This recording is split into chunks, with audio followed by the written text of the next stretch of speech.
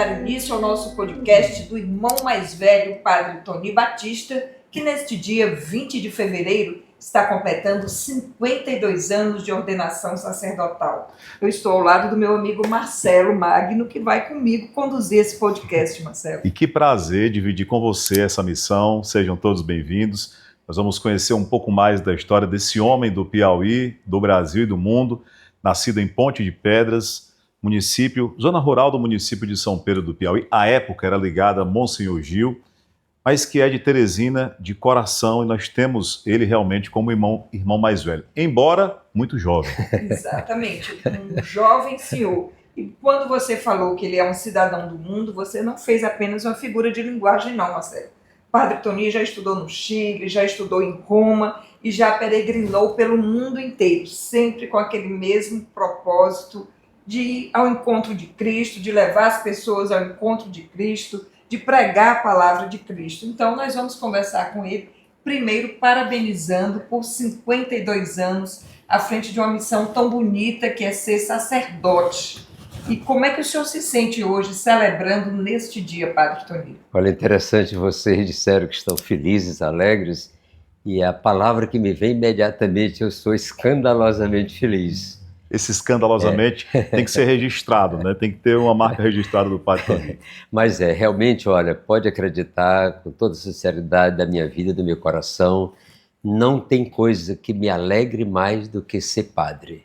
Inclusive, essa semana passada eu vi uma cena que me emocionou e eu continuo pedindo a Deus. Eu vi um colega padre, pelo menos na rede, morrendo no altar, celebrando a missa. Não sei se vocês observaram. Hoje até recebi a mensagem de uma pessoa muito amiga minha, dizendo: Padre Tony, na hora que eu vi esse padre morrendo, eu lembrei do senhor, porque é a única coisa que falta na minha vida, é morrer celebrando a Eucaristia. Inclusive, Padre Tony, o senhor, para além do trabalho que o senhor exerce dentro da igreja, lá no altar, entregando, fazendo a partilha do pão de Cristo, o senhor também tem muito trabalho na área social, na promoção da vida humana. Mas é de fato no altar que o senhor se sente mais realizado como sacerdote? Não existe outro lugar, outro momento, outra hora que me faça tão feliz como no altar. Eu termino a última missa do domingo e chego em casa já me preparando para a próxima. Porque é o que mais me encanta, é o que mais me dá prazer, é o que mais me traz alegria, é o que mais me realiza. Lá é meu Gólgota e é meu oásis. De tantas celebrações que eu já assisti do senhor, e o senhor falando que já se prepara para a celebração, para a missa seguinte, tem algo que pode até parecer óbvio, mas que me marcou. É o senhor dizendo: olha, eu nunca celebrei a mesma missa. Esta missa de hoje é única e é a última. Amanhã, a próxima será mais uma celebração inédita. Então, das milhares e milhares que o senhor já celebrou, cada uma é única e tem um significado exclusivo e muito especial, né? E você tem toda a razão. De fato, eu nunca consegui celebrar a segunda missa. Todas as vezes que eu subo ao altar, para mim é a primeira vez. É por isso que eu não admito improvisações, eu não admito chegar no altar e estar procurando a página do missal. Tudo eu faço antes, porque para mim é a primeira missa. E na hora que eu abençoo a minha comunidade, eu também imagino, pode ser a última bênção. Quando eu acordo de manhã, não foi a última, vamos lá. Mas é sempre a primeira vez que eu celebro. Eu nunca celebrei a segunda missa. E quem conhece o senhor e o acompanha ao longo dos anos, Padre Tony, parece que o senhor nasceu preparado para ser padre, já ser tocado pelo Espírito Santo.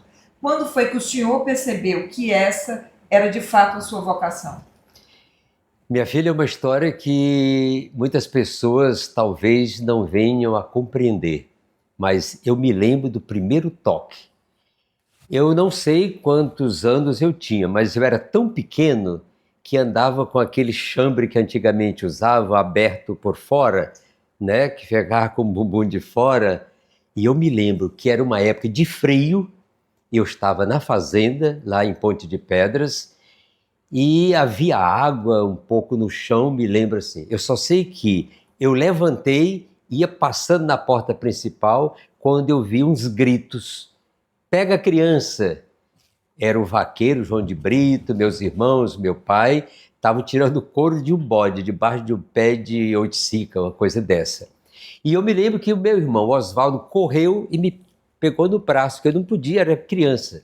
E ficou me segurando ali, e o pessoal tirando o couro daquele bode, aquele negócio todo. De repente, o João de Brito, que era um vaqueiro muito amado do meu pai, minha mãe, disse: esse bode parece com um capuchinho. E meu pai reagiu, não grosso, mas, por favor, severo. E aí ficou todo mundo calado. Daqui um pedaço, alguém perguntou: ô meu pai, e por que o senhor zangou tanto? O que é um capuchinho? E disse: o capuchinho é um sacerdote, é o ministro de Deus. E nessa casa só se ama, não se ofende, nem se pergunta. O senhor acredita? E naquele momento, minha filha, eu senti como se tiver... Ó, vai ser um negócio desse. Então o senhor acredita parte também desse seu chamado ao ambiente de religiosidade que o senhor vivia na sua casa? Muito. A influência dos meus pais foi muito grande. Por exemplo, meus pais eram muito religiosos, mas com bases. Não andavam com essas noveninhas, não. A Sagrada Escritura, o terço, toda quarta e todo sábado tinha o ofício de Nossa Senhora e todo mundo rezava. Eu nunca vi, uma vez na minha vida, meu pai e minha mãe dormirem sem rezar o terço. Agora, com os filhos, eles obrigavam, quarta e sábado. Inclusive, o meu pai, quando ele morreu no hospital aqui em Teresina, eu tirei o terço da mão dele. Porque nunca passou um dia sem rezar o terço. Agora era uma religião que, por exemplo, o cuidado com os pobres. Pelo amor de Deus, eu aprendi com eles. A paixão por Maria, a loucura por José, tudo isso. Ninguém saía de casa sem ir ao oratório de São José, fazer o nome do pai, botar a mãozinha aí, era para tomar banho, era para ir para outro lugar, tinha que se passar de São José. E não se chamava São José, meu glorioso São José. Glorioso São José. É minha família. Padre, nós falamos aqui do cidadão do mundo, do padre do mundo, e aí lá na abertura eu já dei um spoiler aqui das suas raízes em Ponte de Pedras. O senhor já falou um pouquinho aqui lá do pé de oiticica, a gente já ficou imaginando, e quem lhe admira e lhe acompanha já ficou curioso com certeza de saber um pouco mais sobre as suas origens, a sua história, os seus pais, o que o senhor fazia na infância. Ah, meu filho, é o que talvez que mais mexe com a minha alma. Eu nasci lá na Ponte de Pedras, mas fiquei muito mais com meu avô, que era questão de 3 quilômetros, pertinho, no lugar chamado Ema.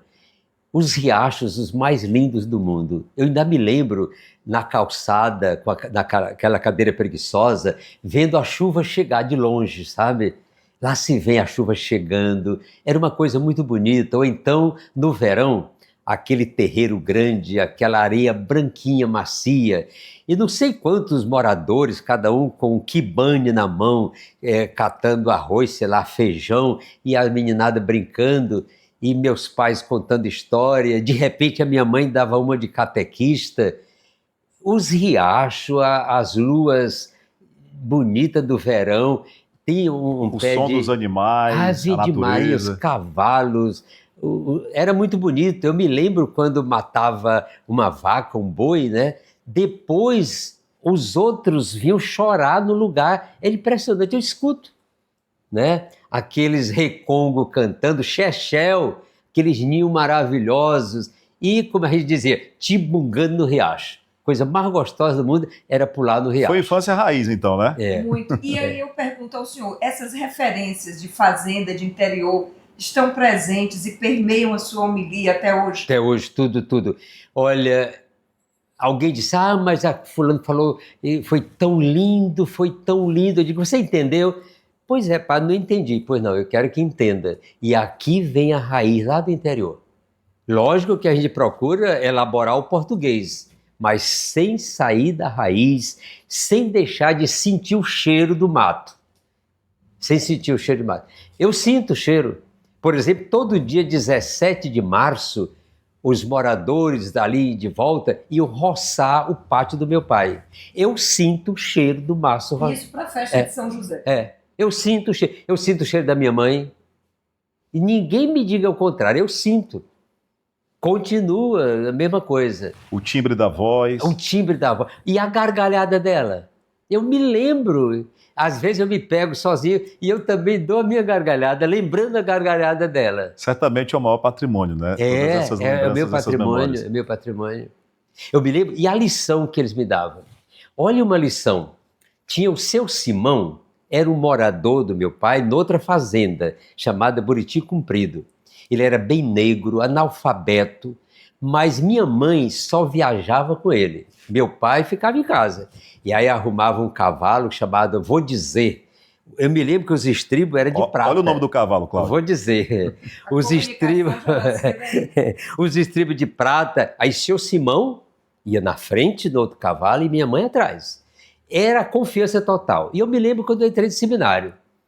E aí, antes do senhor entrar no seminário, eu queria lhe perguntar, no meio dessa referência toda, como foi que os seus pais receberam a sua decisão de que eu quero ir para o seminário? Eu vou contar, mas eu termino a história do seu Simão, porque me edificou até hoje. Quando eu entrei no seminário, uma tarde, sentado na frente da casa, lá se vem seu Simão.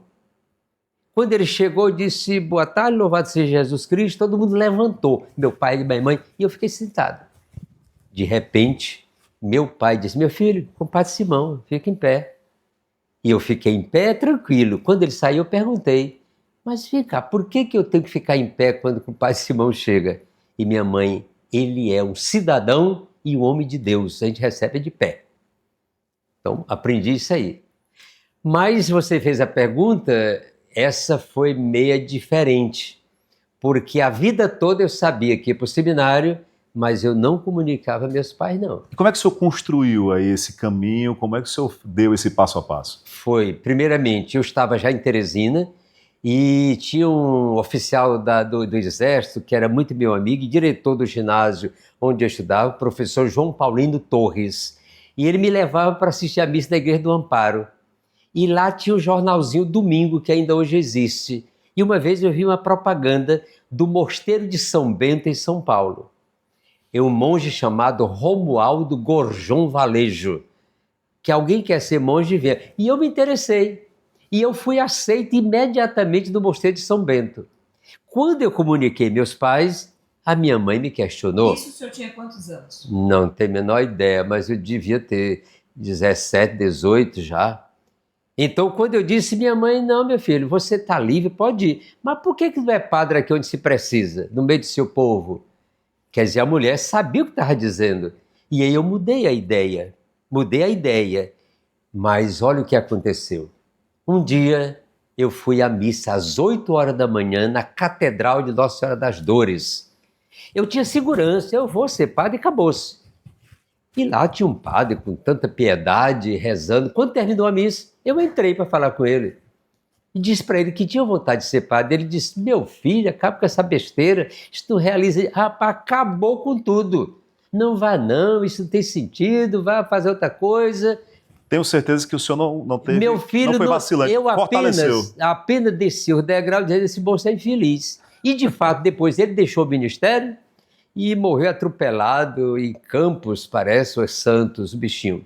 Mas 15 dias depois eu fui ao padre Carvalho, que era vigário da Vermelha, um bem magrinho. Quando terminou a missa, eu disse que queria. Meu filho, pelo amor de Deus, você vai amanhã comigo. Aquela alegria, aquele carinho, aquele prazer de um padre realizado. Né? Realizado. No dia seguinte, me colocou no carrinho dele e trouxe ao seminário, onde hoje é o Centro Pastoral Paulo VI, me apresentou ao reitor e disse, vamos dar aula de latim durante o semestre para ele entrar no começo do ano. Se eu pudesse elencar aqui alguns dias dos mais felizes da sua vida, eu tenho certeza que um desses foi proporcionado pelo padre Carvalho. O Carvalho me proporcionou, me trouxe aquela segurança.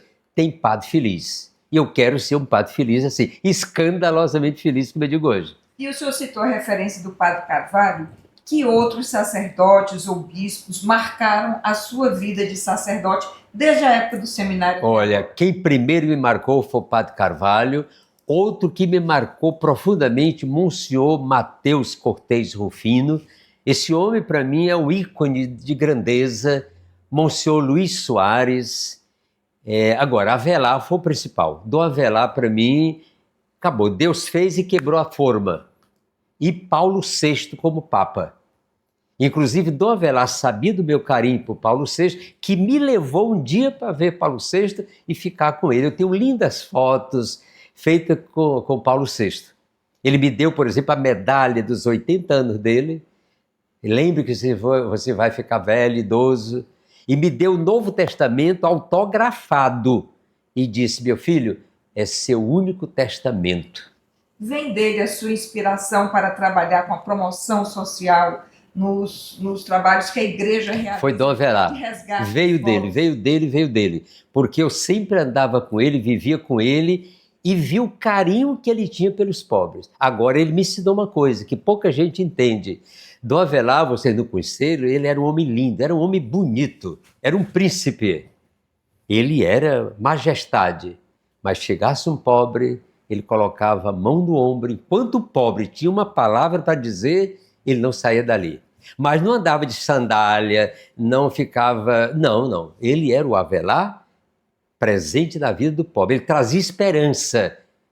Ele não se tornava miserável e chamando a atenção para dizer que era pobre, não, senhor. De jeito nenhum. Padre Tony, vou fazer um desafio aqui para o senhor. O senhor está falando de forma tão carinhosa, e nós sabemos o carinho e a influência que Dom Avelar exerceu na sua vida. Um momento de bastidor, assim, algo que é muito seu, que é marcante na sua relação, que foi marcante na sua relação, que não sai da sua memória de forma muito especial com Dom Avelar. São muitos. Mas eu me lembro Por isso que eu disse que é desafio. E um muito simples. Estávamos em Salvador, ele sentado na cabeceira, a dona Giselda aqui à esquerda e eu à direita, porque assim a gente fazia, que eu morei um tempo com ele em Salvador. E o núncio apostólico vinha no dia seguinte. E na hora do café ele ficou assim, disse, quem é que vai ajudar a missa do núncio amanhã? E eu disse, senhor, você pensa que eu não estou aqui? E ele disse, eu não quero conversa com esse homem. Aí eu notei, porque eu tinha o cabelo grande, bem aqui, eu segurava o cabelo. Mas ele era incapaz de dizer, corta. E eu notei que ele não queria que o núncio reclamasse. E aí, quando ele foi começar o expediente, eu fui à rua, cortei o cabelo, na hora do almoço, ele estava numa alegria tão grande, porque eu entendi o recado dele. Mas ele me mandar cortar o cabelo, não. De jeito nenhum. Ele me ensinava assim, Então vocês se entendiam já pelo olhar, pelo semblante. Era na hora, o olhar, a gente já sabia o que o outro queria. Padre Tony, o senhor falou, o senhor teve uma primeira decepção com o pároco da igreja Catedral de... Nem me decepcionei, não. Não teve tempo nem para isso. Não. Depois teve o grande exemplo de acolhimento do Padre Carvalho, a sua referência, que foi Dom Avelar Brandão Vilela. O senhor sentiu na pele a importância de ter um padre que fosse acolhedor para outros padres. O senhor hoje tem essa preocupação com os seminaristas? Eu tenho. Eu me lembro, por exemplo, de Monsenhor Chaves. Uma vez ele me chamou, eu estava padre de poucos dias. Ele disse, meu filho, eu quero lhe ensinar uma coisa. Leia Júlio Verne. E me indicou o que era para ler. E eu li o Júlio Verne. E ele chegou depois, o que você aprendeu com Júlio Verne? Aí comecei a falar, disse, não era isso que eu queria, não. Eu quero dizer para você que a gente precisa saber passar a mochila na hora certa. Eu quero passar minha mochila para você. E é o que eu estou fazendo todo dia. Passando mochila agora. Poucas pessoas querem receber a mochila. Mas é preciso a gente aprender isso. Chega a hora e passar a mochila, vou fazer outra coisa. O senhor acha que hoje há uma crise de vocação sacerdotal? Não há crise, não. Há o não entendimento da própria vocação. Porque você, por exemplo, pensa que ser padre já é para começar com tudo pronto, sabe? Aquela paróquia já tem que ter a casa pronta, o carro no ponto, o ar-condicionado ligado, os paramentos bonitos. E às vezes eu acho, eu não sei, fora de lugar. Quando eu fui me ordenar diácono, por exemplo, eu entrei na igreja com o Dom Avelar e eu peguei a alva que tinha no cabide e me ordenei. No dia da minha ordenação sacerdotal, Dom Falcão nem casula vestiu. Vestiu uma túnica bonita e decente, estava muito feliz. Mas hoje, às vezes, desculpe meus irmãos, às vezes, a gente vê paramento que parece mais um bombom garoto do que um verdadeiro paramento. Parece as alvas, parece uma baiana vendendo acarajé. Não é isso. Isso me espanta. Não está faltando vocação, não. Mas, às vezes, a pessoa chega com uma mania de grandeza. E é grande, ser padre é muito grande. Mas não é assim, nessa grandeza, não. O senhor é adepto de que menos rito e mais apego à palavra. Mais a palavra de Deus e mais a liturgia da igreja. Não fica com o penduricalho. Não gosto. Tanto penduricalho, tanta coisa. Não, é a liturgia da igreja. A igreja do Vaticano II, que tem o leão como papa, tem aqui o bispo. É, a local. Não precisa estar importando coisas que não tem nada a ver. Hoje o senhor é responsável pela Igreja São José. Há pouco nós falávamos aqui do glorioso São José, nós estamos gravando esse podcast aqui na igreja. Eu queria que o senhor falasse um pouco da sua relação com São José nesse momento da sua vida, nesses 52 anos de atividade como padre e que atrai tantos fiéis, tantas pessoas que são devotas também de São José para esse tempo. Meu filho, desde que eu nasci, sou ligado a José, ao glorioso São José dos meus pais. Agora, ultimamente, eu já não entendo muita coisa. Primeiro foi vir para cá, porque eu vivia quase numa crise. Sai de Fátima, sai de Fátima, sai de Fátima. Eu não sabia por que era.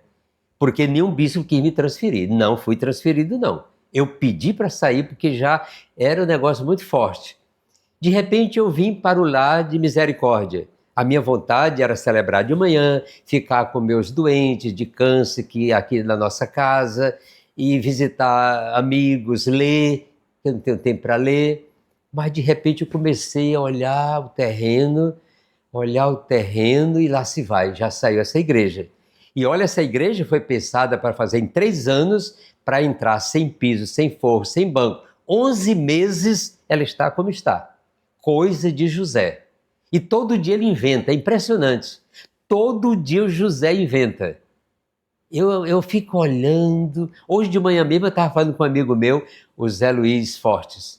Digo, rapaz, são coisas do José, são coisas dele, porque cada dia ele me mostra o caminho, cada dia. Então essa igreja não era um projeto antigo? Não. Foi algo que José inventou. Reservou e lhe deu essa missão. Vai lá e lidera. Depois que eu saí de Fátima.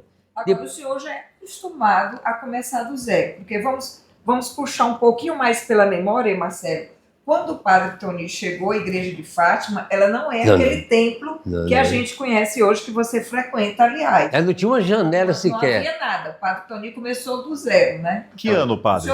Meu filho, quando eu cheguei lá no dia 20 de fevereiro de 1975, meu filho, ninguém não tinha carro que chegasse perto, era um buraco total. Só tinha aquela porta principal, se pegasse fogo morria todo mundo. Não tinha porta lateral, não tinha janela, não tinha nada, não tinha um forro, não tinha piso, não tinha coisa nenhuma. Hoje todo mundo pensa que apareceu tudo de paraquedas, não apareceu não. Foi o povo de Deus organizado. Quando eu cheguei não tinha calçamento, sabe o que eu fazia? Tinha aquela Raimundo Portela, calçamento daquela rua. Tinha aqueles 15 operários fazendo calçamento. Eu pegava um tamborete e uma garrafa térmica cheia de café, botava o tamborete, eles fazendo o calçamento e eu mudando o lugar, o tamborete, tomando café com eles. E puxando a obra. E assim eu me fiz amigo de todo mundo. Sentado num tamborete, tomando café e acompanhando o calçamento da rua. Eu duvido, todos se tornaram meus amigos.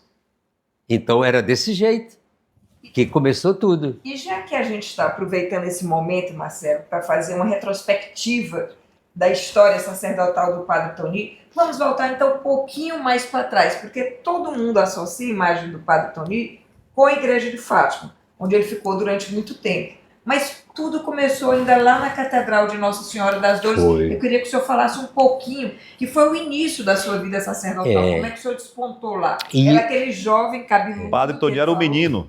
Era o menino. Agora, a minha experiência na Catedral é que me deu gás até hoje também.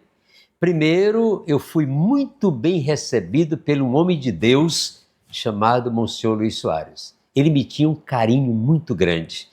E ele viajou, foi para o Rio de Janeiro, havia a Escola Superior de Guerra naquela época, ele foi fazer um curso por lá. E eu fiquei.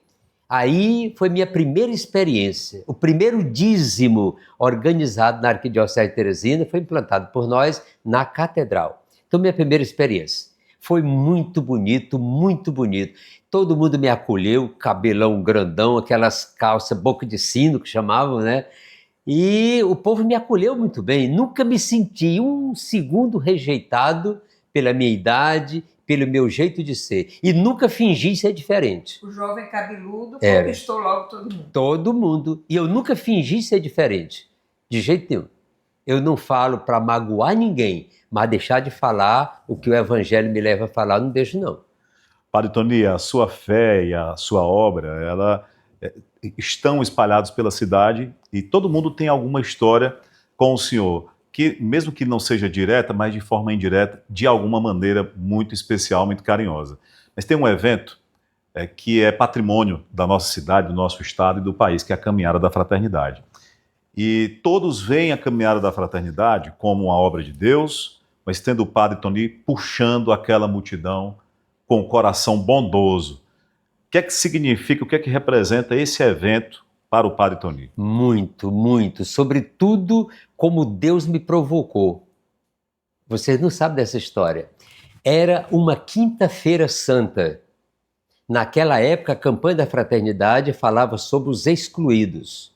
Eu fiquei em adoração ao Santíssimo até meia-noite. Quando terminou a adoração, fechei a igreja, peguei meu carro. Enquanto eu pegava meu carro, eu vi uma senhora sozinha na parada de ônibus.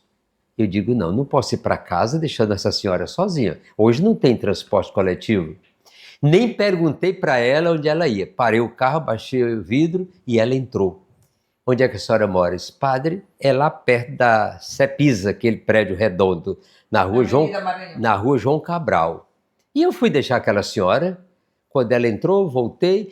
Quando eu ia voltando, no fundo da igreja de São Benedito, onde hoje é o Metropolita, era uma casa do ex-governador do Piauí, Pedro Freitas. Tinha uma briga de travestis. Mas era briga feia, de travesti com faca, facão, gilete, era confusão. O senhor não ia passar direto sem tentar intervir. Aí a mesma coisa, como é que Nosso Senhor mandou eu parar para pegar aquela mulher? Como é que eu vou deixar essa briga sem dizer nada? Parei o carro, era um Fusca. O Fusca que chamava Oxumaré, era o meu Fusca para me lembrar da Bahia. E aí fiquei parado olhando e um dos travestis gritou, Padre Tony, não precisamos do seu socorro não. Mas eu queria lhe fazer uma pergunta. Todo dia você está aí no rádio dizendo que é o ano dos excluídos e o senhor nunca falou no nosso nome, o senhor nunca nos defendeu e disse bem alto, o senhor sabia que viado é gente, que viado é filho de Deus e somos seus irmãos? Fale por nós, Patoni.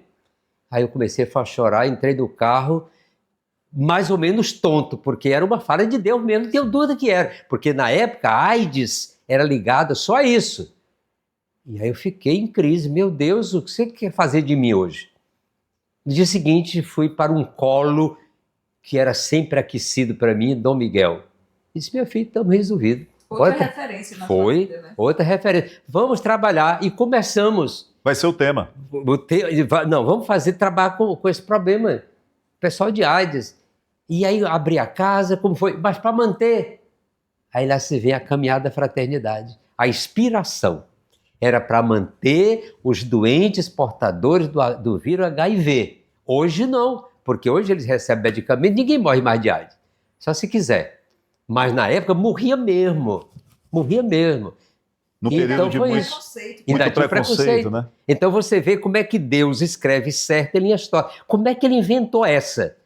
Quinta-feira da Santa, deixar aquela senhora, voltar e ver a briga de travesti, e foi Deus que me desafiou. O que está pensando, moleque? Porque você fala em todo mundo e ele. Por que você não fala nele?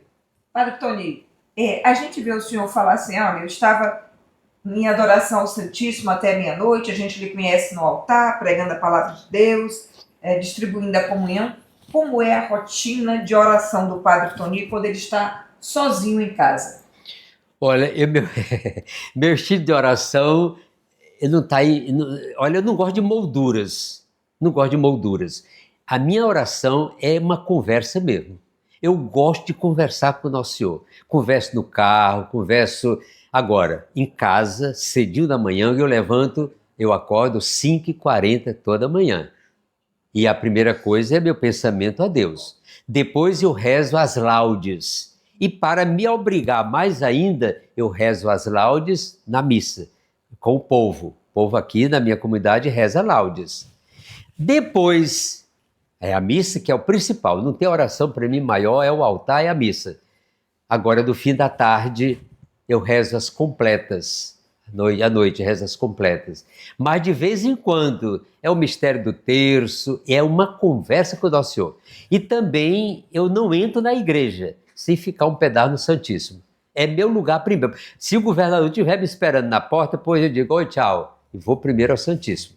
Todo dia. No dia a dia, como nós fazemos ali no trânsito, o senhor conversa com ele, no momento ali de dificuldade, porque as pessoas podem até pensar, olha, não, o padre tem uma relação tão próxima que ele não tem esse tipo de dificuldade no dia a dia, que ele precise chamar a Deus ali no momento de urgência. Meu filho, chamo e brigo também. Tem vezes que eu me descubro mal educado. O que você está pensando? Eu digo para Nosso Senhor, o que você está pensando? Confiança de filho com Por exemplo, agora, o que você está pensando? Estou fazendo 80 anos, você ainda está insistindo? Rapaz, eu converso assim. E eu tenho certeza que ele me escuta do meu jeito. E o senhor é capaz de ouvir a resposta dele nessa conversa? Eu escuto. Não a voz. Um dia aconteceu uma coisa meio doida. Era o advento. E eu morava numa casa grande que eu tenho saudade, que eu quero um quarto grande, sabe? Me lembrar da fazenda, né? E eu cheguei bem tarde. Durante o advento eu colocava, olha lá onde ele está, a estatueta do menino Jesus e uma vela acesa durante o advento inteiro. E um dia eu cheguei muito cansado. Aí tomei banho, vesti meu pijama, deitei na cama de bruço para olhar o menino com aquela velinha acesa. Me deu vontade de deitar no chão e dormir perto dele. Aí deixei a cama, me deitei perto do menino. E comecei a conversar, rapaz, aí assim, minha conversa com ele. Diz alguma coisa, fala para mim, porque eu tô... Aí, como eu sentisse ele dizer assim, Padre Tony, eu não desisto de você. Ainda hoje está dentro de mim. Eu não desisto. Ele não desiste de mim. E talvez seja por isso que ele não desiste. E eu senti, eu não vi o menino abrir a boca, mas eu senti, eu não desisto de você. O senhor falou aqui da Igreja São José, que o senhor, no momento de transição, estava pensando em cuidar mais aqui da obra, né, que o senhor tem na casa, cuidando dos doentes, e que, de repente, começou a ter o olhar direcionado para o terreno onde hoje é a igreja. O senhor tem planos, tem projetos ainda, no auge da sua juventude, dos quase 80, ou o senhor sempre deixa isso reservado a Deus? Eu não tenho nenhum projeto. Olha, meu filho, até hoje eu nunca pedi a diocese para fazer qualquer trabalho. Eu sempre recebi missão. Agora, todo dia eu digo para o José, rapaz, maneira coisa, porque eu não aguento mais não inventa mais alguma coisa. O coração aberto é o mesmo, é o mesmo do cabeludo lá atrás? Meu filho, do mesmo jeito. O senhor é um homem desassossegado. Eu não tenho sossego. Ontem eu vi uma coisa que pareceu comigo. Eu vi ontem à noite, uma entrevista do Ney Matogrosso. Ele dizendo, eu não estou me entendendo, que eu tenho 83 anos, ele dizendo, mas minha cabeça não está lá não, está lá nos 40, está nos 30, eu acho que a minha está nos 20. Mesmo jeito. Rapaz, eu fico triste quando eu vejo um padre dizer que está cansado. Eu não aguento isso. Dá 2 missãozinhas já está pedindo meus sais. Não canso. Agora projeto, não. Estou com medo do José, dele inventar todo dia uma coisa diferente. O senhor também gosta, uma das coisas que o senhor gosta muito é de viajar, de minha filha. E nessas viagens o senhor criou um roteiro para a Terra Santa. Já levou, acho que perdeu as contas de quantos peregrinos levou. Muita gente. Cada vez que o senhor vai, é como se fosse uma emoção nova, como se o senhor estivesse pisando aquele lugar santo. Minha filha é do mesmo jeito da missa. Eu nunca fui, já fui 34 vezes em Israel. Eu conheço mais Israel do que o Piauí, conheço mais Jerusalém do que Teresina. mas eu nunca fui a segunda vez. É sempre como se fosse a primeira. A mesma. Eu entrar no Lago de Genezaré é a primeira vez. Eu subir o Monte Tabor é a primeira vez. Eu entrar no Getsemane é a primeira vez. Eu ir na Gruta de Belém é a primeira vez. Eu nunca consegui 2 vezes. Uma vez eu fiz uma coisa linda, dormi dentro da Basílica da Agonia. Ainda hoje minha filha, entrei 18 horas, saí 6 horas do dia seguinte. Dormi no chão, tranquilo.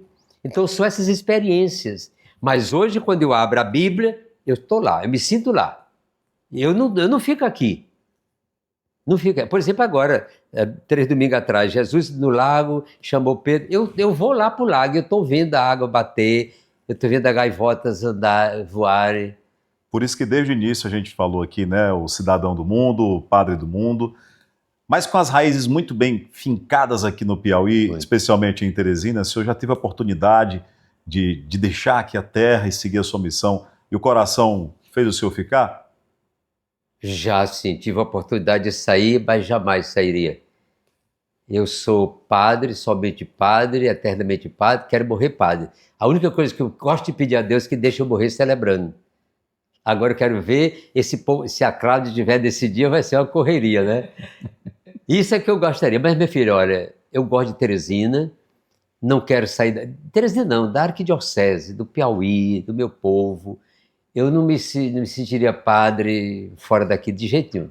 Agora, o senhor algumas vezes já pensou, eu já ouvi, Padre Toninho, o senhor dizer que às vezes tem vontade de se isolar numa trapa, num local distante, só o senhor e Deus.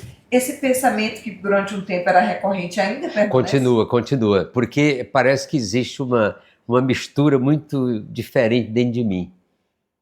Eu não gosto de mato, ficar no mato. Não. Eu gosto do mato, mas eu gosto de ir para uma cidade grande, que eu posso ir para o cinema, quero ver um show, quero ver um madrigal. Você gosta de interagir com as pessoas. Mas eu tenho vontade também. Tem hora que a vontade que eu tenho é de ficar sozinho com o sol. Mergulhar, Deus adentro, sabe? Eu tinha vontade, uma experiência dessa. A questão hoje é José lhe dar essa oportunidade, né? Mas ao mesmo tempo eu sou muito inquieto. Eu não tenho sossego por mim mesmo, sabe? Se eu tivesse 10 mãos, eu fazia 10 coisas diferentes sem me cansar. Eu não me canso e inquieto. Eu estou aqui para... Olha, eu durmo na minha casa, na minha cama, tem um caderninho no chão com a caneta. Porque às vezes eu acordo à noite, lembrei de uma coisa, vou fazer, e estou lá escrevendo. Bom, quem ama é desassossegado, ele costuma repetir isso. Padre Toninho, tem também uma curiosidade para perguntar ao senhor. O senhor se dedica 100%. Quando o senhor está na missa, o senhor está plenamente no altar vivenciando. O que mais incomoda o senhor que venha por parte da Assembleia, dos seus fiéis, enquanto o senhor está celebrando uma missa? Olha, quando eu estou celebrando, pelo amor de Deus, não gosto de ninguém conversando um com o outro. Olhando o celular me dá um mal-estar muito grande. Me dá um mal-estar. Hoje eu estou me acostumando com uma coisa que me incomodava. Mas hoje São José está me formando, porque as coisas mudaram. Criança correndo e os pais sem se importar. Mas hoje tem alguma coisa diferente, que é o problema do autismo. Eu quero é que Deus mande mais. Traga-me as crianças. Pode trazer. Mas o barulho me incomoda. Agora, o que mais me incomoda mesmo é atraso. Noiva atrasou para mim, acabou minha alegria. Aliás, por falar nisso, essa questão do atraso é porque o senhor também assume muitos compromissos. Muita coisa, eu tenho que dar conta. Como é que o senhor dá conta da sua agenda? Porque sou organizado. Cada momento do seu lugar. Tudo tem seu tempo. Calcula o congestionamento, o trânsito, tudo direitinho para não ter atraso. Tudo é pensado, meu filho. Por exemplo, hoje, a minha manhã foi de maluco. E à tarde vou terminar às 7 horas, se Deus quiser, celebrando com o padre que vai tomar posse lá perto da TV, né? O Rivaldo. A última celebração que eu assisti com o senhor disse uma coisa que me chamou a atenção.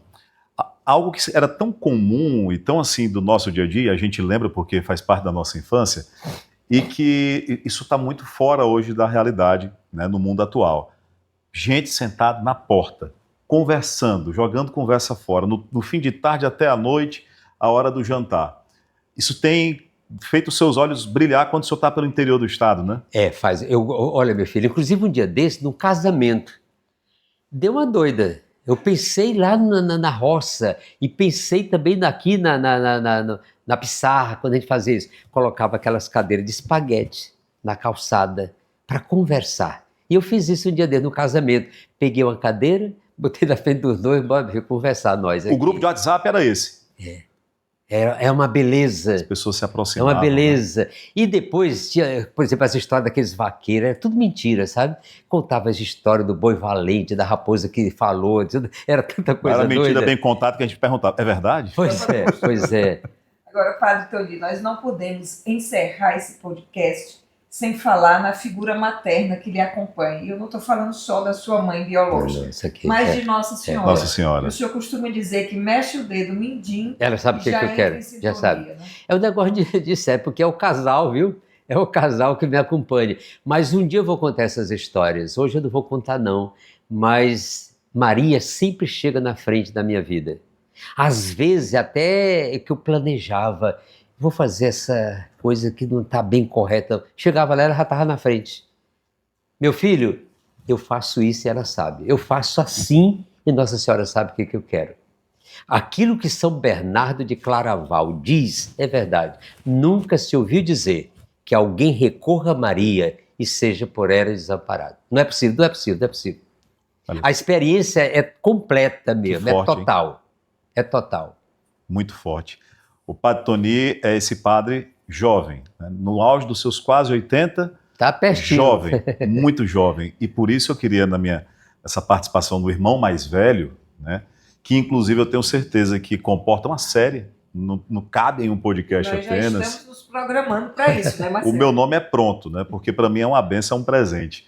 Qual a mensagem do senhor para os jovens que acompanham agora esse podcast? Meu filho, a minha mensagem é para os jovens, mas sobretudo para aqueles que Deus toca no coração. Ser padre é escandalosamente belo. Ser padre é uma predileção de Deus. São João Maria Vianney tem toda razão. O padre é a expressão do amor do coração de Jesus. Ser padre é algo sublime. Estou falando de padre, somente padre, eternamente padre, a serviço do povo, sem fazer disso nenhum trampolim. Acolha a vocação, seja um padre no mundo de hoje, para anunciar o evangelho, para falar em nome de Jesus, para curar os doentes, para sarar os corações feridos. Ser padre, hoje vale a pena. Nós participamos do podcast Irmão Mais Velho com o Padre Tony, que está completando 52 anos de ordenação sacerdotal. Já está acabando, Cláudio? Tem 5 minutos que a gente começou.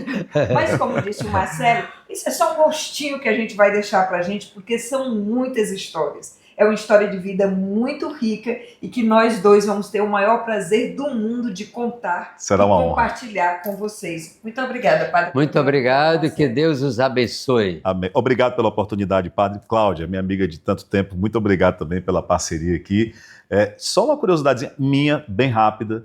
Primeira celebração que eu assisti, ou na verdade estava presente, porque era um bebê de colo, foi celebrada pelo Padre Tony na missa tradicional da TV Clube. Meu pai trabalhava já lá e eu, ali no colo ainda, minha mãe levou, né, bebezinho, na presença do Padre Tony. Obrigado por ser essa inspiração para a gente. Estamos juntos. Parabéns por esses 52 anos dessa missão tão linda. E até o nosso próximo encontro. Até a próxima.